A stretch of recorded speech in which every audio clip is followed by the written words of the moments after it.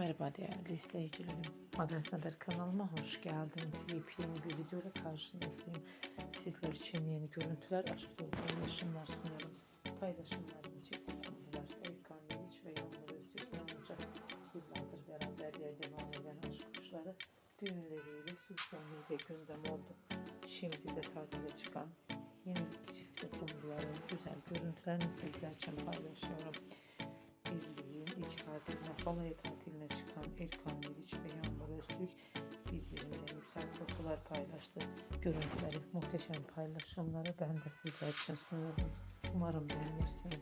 Şimdilik benden bu kadar. Hoşça kalın arkadaşlar.